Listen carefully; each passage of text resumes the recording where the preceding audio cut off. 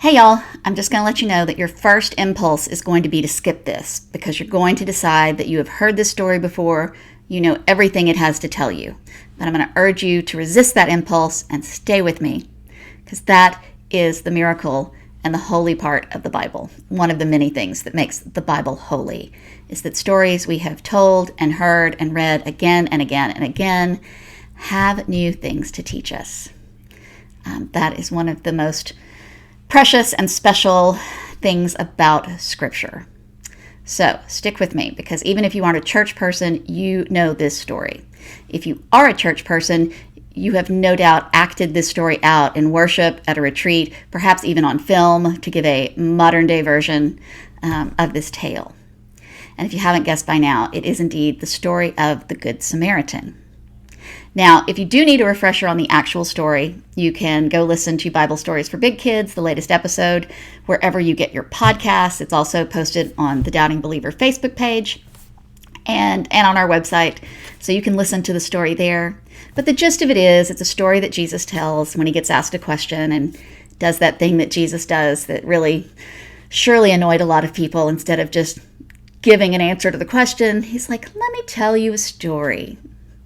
So this is one of the stories that Jesus tells. And it's about a man who's going from Jerusalem to Jericho. He gets beaten up and robbed and left for dead. The two people who are the most likely suspects, members of the religious establishment we would have expected to help him, pass him by. And it is the unclean foreigner, the Samaritan, who stops and helps the man.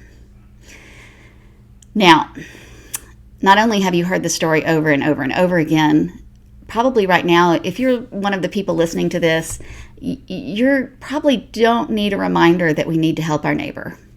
You're probably helping your neighbor. And you probably are looking at the entire world, at everyone in need as your neighbor. And you are probably exhausted from helping. And in fact, you are probably overwhelmed by the need that continues to emerge. Not only does it not let up, it increases. Can you believe that on top of everything else, all of this weather has created such a humanitarian crisis in so many places in our country? It's just too much. So the last thing you probably need is a scripture reminder that anyone in need is our neighbor, and we are called to help our neighbor. But here's the thing.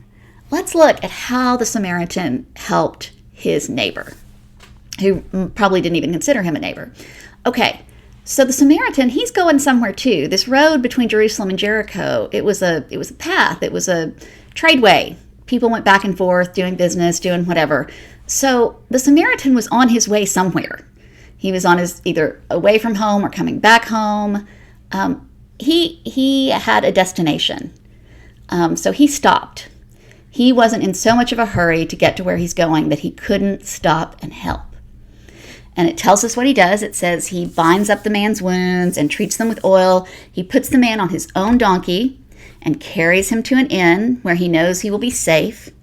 He pays money so he knows the man can stay there. And he tells the innkeeper, I travel this road a lot and I'll be back. And if this guy stays longer than I paid for, if he needs longer to recover than I'm thinking he might, I will pay you the difference when I come back. This was back in the day that people actually did that. People said, I'll pay you on Tuesday. People believed them, and it actually happened. It was a very weird time. So,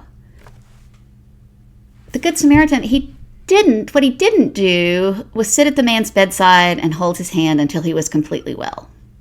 What he didn't do was stay until the man was well and then made sure he got to wherever he was headed in the first place. No, the Samaritan didn't totally derail his own life. He merely took a detour, and he did what he could with what he had at the time to help. Let me say that again. He did what he could at the time with what he had to help. He didn't completely turn his back on wherever it was he was going, possibly for work, possibly to get home to his family. He too had responsibilities. And he didn't completely disregard them. He didn't completely derail his life to make sure that every little thing was okay with this man who needed help. He made sure he was safe, he made sure he was secure, and made sure he had a place to get well. And then he went on his way. So right now, as we look at the story of the Good Samaritan, let's look at the Samaritan as a model of balance, of how we can help at a time when so much help is needed. Let's be sure we aren't in so much of a hurry to do whatever we want to do or whatever we feel we need to do that we can't stop and help those in need. But let's also not feel like we have to completely derail our own lives and taking care of our own jobs, our own families, even our own health, in order to do everything possible to make sure everybody else is completely okay. Let's do what we can with what we have at the time. So let's continue to love our neighbor and do what we can to help, and know that whatever we do makes a difference.